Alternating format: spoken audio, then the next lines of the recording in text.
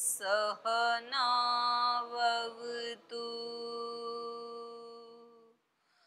सहनौ भुनक्तु सह वीर्यं करवावहै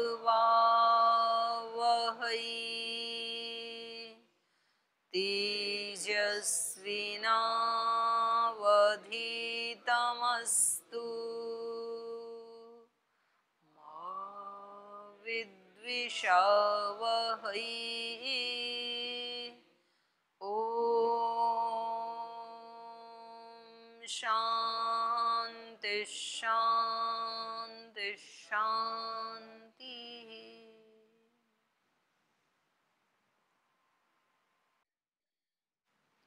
प्रकृति और पुरुष का वर्णन करने के पश्चात अब कल बात चल रही थी कि ये जो पुरुष है अर्थात पुरुष मतलब आत्मा एक है या अनेक है। तो पहले प्रकृति के बारे में पूरा बताया, फिर पुरुष के बारे में बताया, अब उनकी संख्या के बारे में बताया।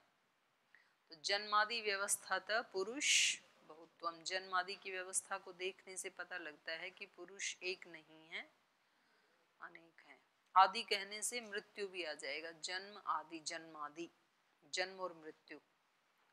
और एक दूसरा हेतु दे रहे हैं, उपाधि भेदे अपि एकस्य नाना योग आकाशस्य इव घटादिभिः। ये कह रहे हैं कि जन्म मरण आदि की व्यवस्था के कारण आत्मा अनेक हैं, इसमें हमें कोई आपत्ति नहीं है, पर जन्म मरण आत्मा का ही क्यों ना माना जाए, शरीर आदियों का क्यों माना जाए। तो इससे आत्मा की अनेकता में कोई बाधा नहीं आती, बल्कि इसकी पुष्टि ही होती है। अब प्रत्येक नए शरीर के साथ आत्मा भी नया ही हो जाए, ऐसे क्यों मानते हो कि शरीर नया और आत्मा पुराना, तो ऐसा संयोग क्यों करते हो? तो ऐसी व्यवस्था मान लो कि आत्मा भी शरीर के साथ नई पैदा होती है, शरीर भी नया होता है। आत्माएं अनेक हैं वो ठीक है, पर ऐसा मान लो शरीर भी नष्ट हो जाता है और उसके साथ आत्मा भी नष्ट, शरीर भी नया पैदा होता है, आत्मा भी नई पैदा होती है, ऐसा मान लो। तो ये कह रहे हैं उपाधि भेदेपि एकस्य नाना योग आकाशस्य इव घटादिभिः। और कह रहे हैं कि उपाधि भेदे अपि, उपाधियों का भेद होने पर भी, उपाधि मतलब शरीरों का भेद होने पर भी, एकस्य नाना योग, एक ही आत्मा का नाना योग, अनेक शरीरों के साथ योग हो रहा है। कैसे? आकाशस्य इव घटादिभिः, जैसे आकाश तो एक ही है, लेकिन उसमें घट कितने भी हैं तो ये कहेंगे कि ये घटाकाश है, फिर मठ है तो मठाकाश है, कहीं कोई कमरा है तो कमराकाश है, ये गुरुकुलाकाश है, ये फेजवन आकाश है, ऐसे उनका उपाधि भेद हो जाता है। उपाधि अर्थात देह के नाश हो जाने पर भी आत्मा बराबर बना रहता है। उस आत्मा का फिर आगे इस प्रकार नाना शरीरों के साथ योग होता रहता है। जन्म के अनंतर जीवन काल व्यतीत होने पर जब मरण का अवसर आता है तब केवल देह का नाश होता है, आत्मा देह को छोड़ देता है। जब उसके अस्तित्व का वहाँ कोई चिन्ह नहीं रहता तब उसे जला दिया जाता है, शरीर को, या पानी में बहा दिया जाता है, या भूमि में गाड़ दिया जाता है। देह का प्रत्येक अंग अपने कारण में लय हो जाता है, पर आत्मा अलग बना रहता है, और वही एक आत्मा उस देह को छोड़ जाने के बाद दूसरे देह को धारण कर लेता है, और यही उसका जन्म कहा जाता है। जन्म के बाद फिर मरण आ जाता है, उसके बाद फिर वही आत्मा अन्य देह धारण कर लेता है। तो इस प्रकार एक आत्मा का नाना शरीरों के साथ संबंध होता है। जैसे किसी जगह एक घड़ा रखा है, वह आकाश से व्याप्त है, क्योंकि आकाश के द्वारा ही उसको अवकाश दिया गया है, तो आकाश के द्वारा अवकाश दिए बिना उसका अस्तित्व संभव नहीं है। तो उसके बाहर भी आकाश है, अंदर भी आकाश है। तो उस घट के नष्ट हो जाने पर उसका स्थान अन्य घट ले लेते हैं। तो यहाँ घट तो बदल गया लेकिन आकाश वही बना रहता है। तो इसी प्रकार से एक ही आत्मा का अनेक देहों के साथ संबंध होता रहता है। आत्मा देह के समान बनता बिगड़ता नहीं है, ना कभी नया पुराना होता है। आत्मा को पुराना भी क्यों नहीं कह रहे हैं? पुराना भी क्यों नहीं कह रहे हैं?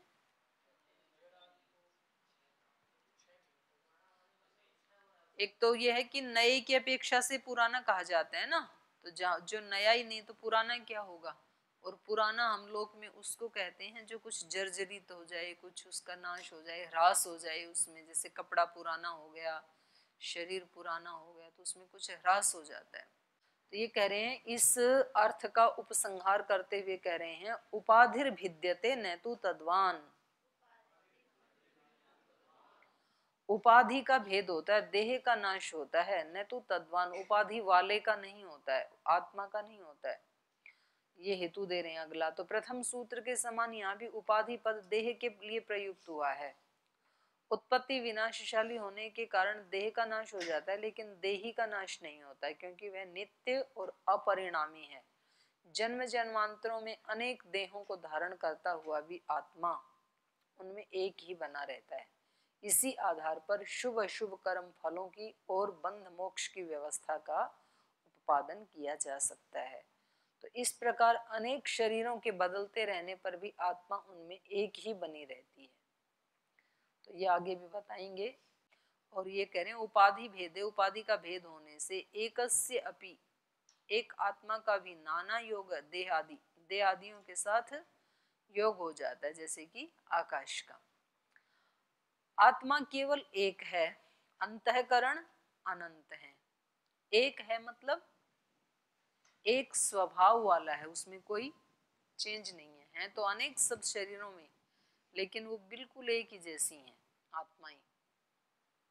और मूल हमारा अस्तित्व क्या है, हम क्या है, मूल रूप से आत्मा ही है।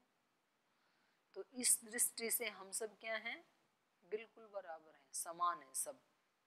भेद क्या है, अंतःकरण का। आत्मा केवल एक है, अंतःकरण अनंत है। उन्हीं के द्वारा अनेक देह आदि के साथ एक आत्मा का संबंध संभव है। उसी के आधार पर जन्म मरण आदि की व्यवस्था मानी जा सकती है। जैसे एक आकाश का संबंध घट मठ अनेक पदार्थों के साथ देखा जाता है, ऐसी अवस्था में अनेक आत्माओं का माना जाना व्यर्थ है। कह रहे फिर आप आत्मा भी एक ही मान लो, जो आपने उदाहरण दिया ना आकाश का, तो आकाश तो एक है और उसका घट मठ आदि अनेक उपाधियों के साथ संबंध हो जाता है। तो ऐसे सब मनुष्यों में एक ही आत्मा को मान लो, और जिस जिस उपाधि के साथ उसका योग होगा तो सारे ऐसे व्यवहार, लोक व्यवहार ऐसे चलते जाएंगे। जैसे आकाश का व्यवहार होता है, घटाकाश मठाकाश, ऐसे मनुष्यों का भी हो जाएगा। तो एक ही मान लो ना आत्मा को भी। यद्यपि इसका उत्तर तो दे दिया पीछे, जन्मादि व्यवस्था थे, एक ही मानेंगे तो फिर एक के मरने से सब मरेंगे ना। उपाधिर भिद्यते न तु तद्वान। तो इसी को ही और कह रहे हैं स्पष्टीकरण के लिए, अगले सूत्र उसको ही दोबारा कह रहे हैं क्या ये? अच्छा, जन्म मरण आदि की व्यवस्था के आधार पर जो देखा जाता है वो केवल उपाधिनिष्ठ है, मतलब दूसरे ढंग से इसका अर्थ कर रहे हैं ये। इसकी अवतरणी का ये बनाई कि एक ही आत्मा को मान ले तो फिर उपाधि तो नष्ट होती है, वो नष्ट होता नहीं है। माने घटादि तो नष्ट होते हैं, आकाश नष्ट होता नहीं है। तो ऐसे शरीर तो नष्ट होते हैं पर वो आत्मा नष्ट होता नहीं है। तो उसका अर्थ कर रहे हैं ये। जन्म मरण आदि की व्यवस्था के आधार पर जो भेद देखा जाता है वो केवल उपाधिनिष्ठ है। तो उस भेद के कारण परस्पर विभिन्न अंतःकरण आदि हैं, आत्मा नहीं। इसलिए आत्मा को अनेक न मानकर एक ही माना जाना चाहिए। तो इन सूत्रों के इन दोनों प्रकार के अर्थों में उपाधि भेद, इस पद के अर्थ का थोड़ा सा अंतर है, जो कि व्याख्या में स्पष्ट कर दिया है। उसी के आधार पर दोनों प्रकार की व्याख्या संभव है। 115 नंबर सूत्र में आकाश का घटादि के संबंध को लेकर के जो दृष्टांत दिया वो पहली व्याख्या के अनुसार केवल इतने अंश में समझना चाहिए कि एक ही आकाश प्रदेश के साथ अनेक घट आदि पदार्थों का संबंध होता रहता है। एक ही आकाश के साथ घटादि पदार्थ नष्ट होते रहते हैं पर आकाश वही बना रहता है। इसमें आकाश का स्थायित्व और घट का आशु विनाशित्व प्रदर्शित है। तो इस प्रकार आत्मा अपरिणामी और देह आदि परिणामी तत्व हैं। यद्यपि सांख्य सिद्धांत के अनुसार आकाश भी परिणामी तत्व है, जो पंचभूत वाला आकाश है, पर अन्य घटादि की अपेक्षा अधिक स्थायी है, इसलिए उसको नित्य कह दिया। आकाश भी तो पंचभूत में है तो परिणामी ही, पर वो बहुत देर में परिणाम आएगा उसका तो, और घटादि की अपेक्षा तो वो नित्य जैसा ही है। आकाश के व्यापक भाव को लेकर जो यह कहा जाता है कि आकाश घट या मठ से घिरा रहता है, तो सांख्य के अनुसार कह रहे हैं यह सर्वथा भ्रामक धारणा है। इस कथन में वास्तविकता का शीर्षासन करा दिया गया है। वस्तुभूत स्थिति यह है कि आकाश कभी घट आदि से घिरा नहीं रहता, बल्कि घट आदि समस्त एक देशी पदार्थ आकाश से घिरे रहते हैं। तो इस प्रकार शरीरों के बदलते रहने या शरीरों के भिन्न होने पर आत्मा उनमें एक ही बना रहता है, तब वर्तमान अनेक देहों में एक ही आत्मा मान लेना पड़ेगा। प्रत्येक देह में अतिरिक्त आत्मा मानना व्यर्थ है।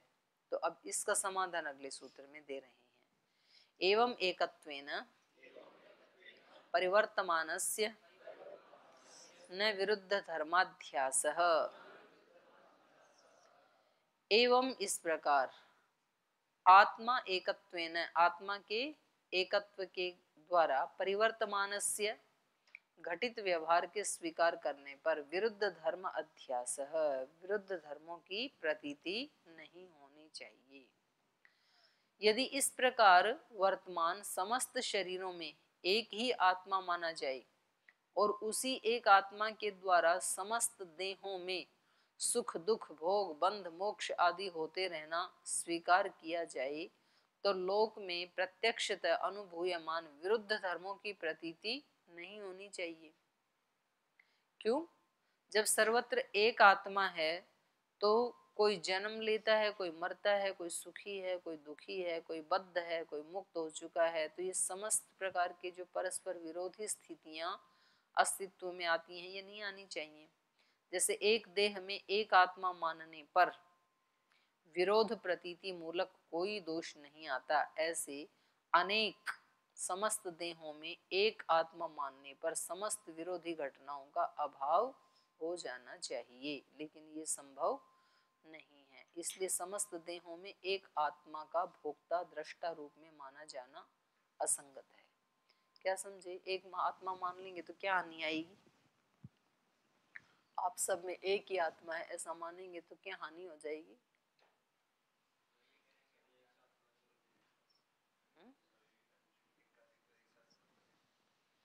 एक साथ क्यों करेंगे? सबके शरीर अलग अलग है,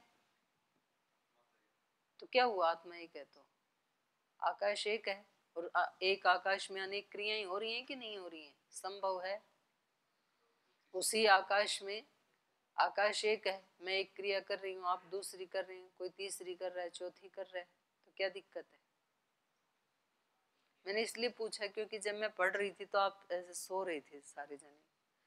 ठीक है, दीदी को पढ़ने दो, हम आराम से अपनी नींद निकाल लेते हैं, इसलिए मैंने पूछा, क्योंकि आप अपडेट नहीं रहते हैं। इन्होंने बता तो दिया, तब तुक्के मार रहे हैं। अब क्या बताया इन्होंने? क्या हानि हो जाएगी? कर्म फल को, वही तो पूछ रही हूँ।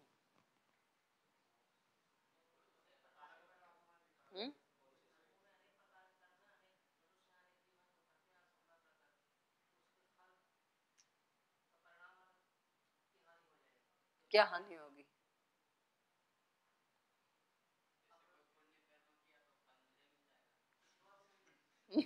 पुण्य मैंने किया फल आपको मिल जाए, मतलब पढ़ाई मैं करूं और मोक्ष आपको मिल जाए, साधना मैं करूं और मुक्त आप हो जाएंगे।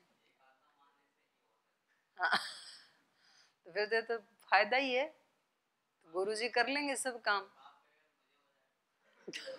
वहां उससे डरते हैं।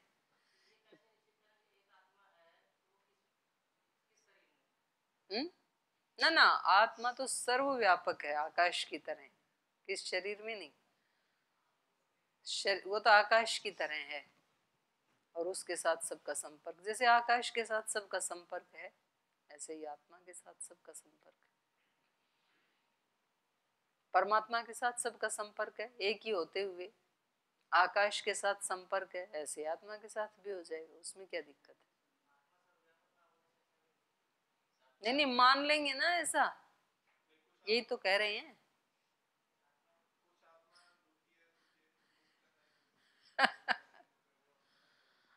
तो वही तो, ये भी तो वही बता रहे हैं, कुछ मुक्त हैं कुछ बद्ध हैं, यही तो कह रहे हैं ये।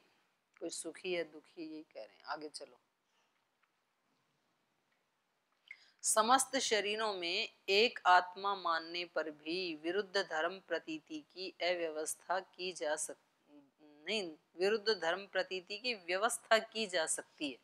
आपने कहा ना विरुद्ध विरुद्ध धर्म देखे जाते हैं, तो कह रहे हैं इसकी व्यवस्था भी की जा सकती है। क्या है वो? वह यह है कि प्रत्येक शरीर के साथ जो अंतःकरण रहता है, उसी में समस्त विविधताएं चलती रहती हैं। तो मरना जीना सुख दुख, तो ये सारे विविधताएं जो है ये अंतःकरण के अकॉर्डिंग कर लेंगे।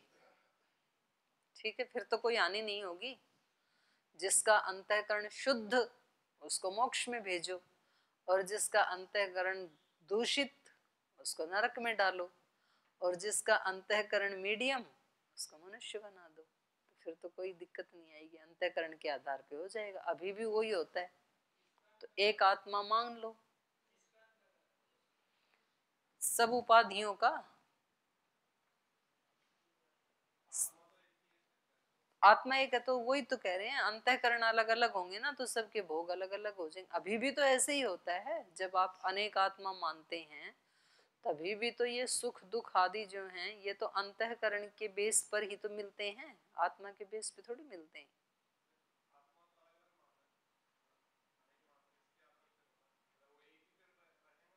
तो क्या दिक्कत है? हैं? नहीं नहीं, अंतःकरण मुक्त नहीं होने देगा ना। जिसका अंतःकरण शुद्ध है उस अंतःकरण वाला मुक्त हो जाएगा। नहीं नहीं होंगे ना, आत्मा एक ही है, अंतःकरण अनेक है।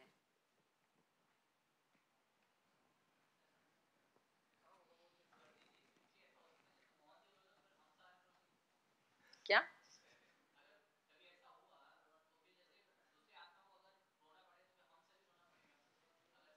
क्यों रोना पड़ेगा? जिसका अंतःकरण दूषित है वो रोएगा, और जिसका शुद्ध है वो नहीं रोएगा, नहीं रोना पड़ेगा।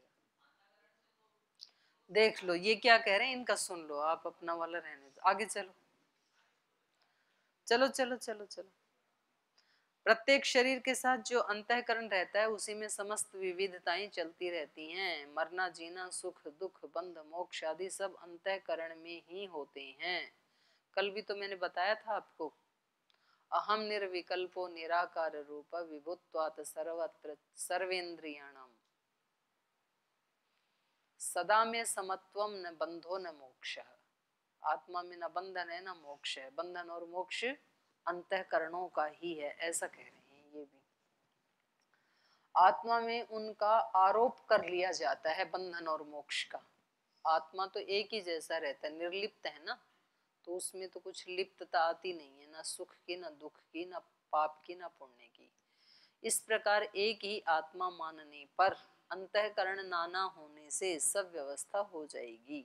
तो अब इसका समाधान कर रहे हैं। अन्य धर्मत्वे भी नारोपात तत्सिद्धिरेकत्वात्।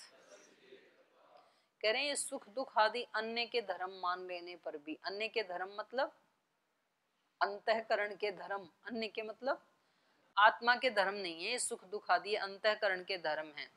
तो अन्य के धर्म मान लेने पर भी आरोपात, आरोप होने से तत्सिद्धि ही, कह रहे हैं अंतःकरण आदि का धर्म मान लोगे तो भी आरोप तो आत्मा पे ही होता है ना, तो तत्सिद्धि उस व्यवस्था की सिद्धि न नहीं हो पाएगी एकत्वात, एक आत्मा होने से।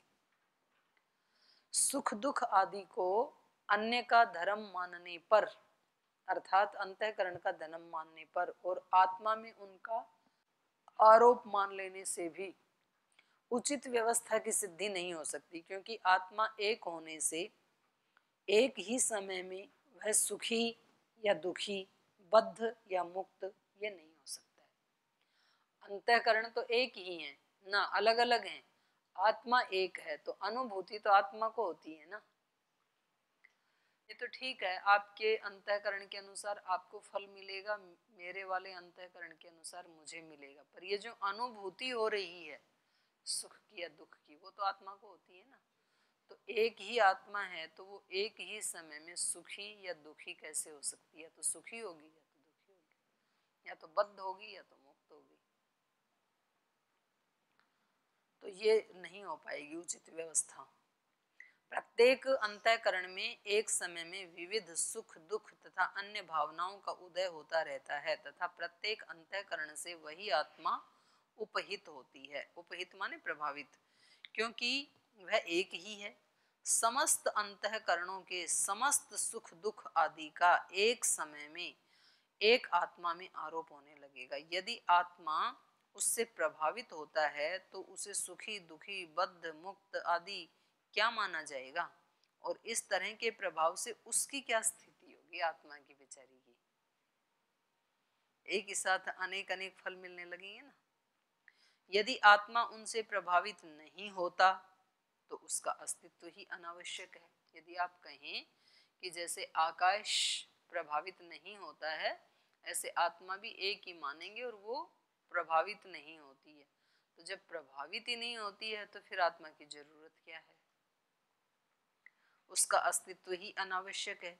यदि अंतःकरणों के सुख दुख आदि के लिए उसका अस्तित्व अपेक्षित है, क्योंकि अंतःकरण आदि का अस्तित्व ही तब रहेगा जब कोई चेतन आत्मा हो, तो कह रहे हैं उसका अस्तित्व तो जरूर है, तो वह केवल उनके लिए एक साधन मात्र बनकर रह जाएगा आत्मा, जो आत्मा को उसके वास्तविक स्थान से गिरा देता है। अब तो अंतःकरण आदि इंद्रियां आदि उसके साधन हैं, और हम कहें कि नहीं अंतःकरणों का अस्तित्व आत्मा के कारण ही संभव है, तो फिर तो आत्मा उनका साधन बन गया अंतःकरण आदि का।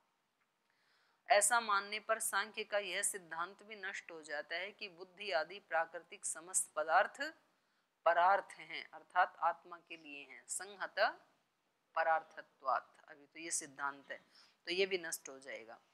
आपकी कही इस स्थिति में तो आत्मा ही बुद्धि आदि के लिए साधन बन जाता है, आत्मा साधन बन जाएगा, जबकि आप समस्त सुख दुख भोग बुद्धि में मानकर उसको इस योग्य बनाने के लिए आत्मा का अस्तित्व स्वीकार करते हैं। फलतः समस्त शरीरों में आत्मा को एक मानकर जन्म मरण सुख दुख आदि की विविधता की व्यवस्था बुद्धि आदि अंतःकरण के द्वारा संभव नहीं है। यदि आत्मा को एक नहीं माना जाता और आत्मा की एकता का प्रतिपादन करने वाले वेद वाक्यों के साथ इसका विरोध होगा। क्या कह रहे हैं ये? यदि आत्मा को एक नहीं माना जाता तो आत्मा की एकता का जो प्रतिपादन कर रहे हैं, पूर्व पक्षी का प्रश्न है ये कह रहे हैं कि जो श्रुतियां है ना वो तो आत्मा की एकता का प्रतिपादन करती हैं, और आप कह रहे हैं अनेक आत्माएं, तो वो जो श्रुति है उसका क्या हो जाएगा? खंडन हो जाएगा फिर, ऐसा कह रहे हैं। तो इसका उत्तर सुनिए, ना द्वैत श्रुति विरोधो जाति परत्वात्। कह रहे नहीं, श्रुति के एकत्व का विरोध नहीं होगा, क्योंकि वहां पर आत्मा की जाति एक जैसी है ऐसे कहा है। जाति परत्वात्, वो जो वर्णन है वो क्या है? जाति परक है वे। अद्वैत प्रतिपादक श्रुतियों के साथ विरोध नहीं होगा। जाति परक होने से आत्मा को अनेक मानने पर आत्मा की एकता का प्रतिपादन करने वाले वेद वाक्यों के साथ सांख्य सिद्धांत का कोई विरोध नहीं, क्योंकि आत्मा की एकता का प्रतिपादन उनकी समान चेतन रूपता का प्रतिपादन है। आत्मा चाहे जीवात्मा है या परमात्मा है, तो आत्मा की एक रूपता क्या है? चेतनता। चेतन रूपता एक समान है। जैसे प्रकृति में मूल से ही विलक्षणता है, विलक्षणता माने भिन्नता है,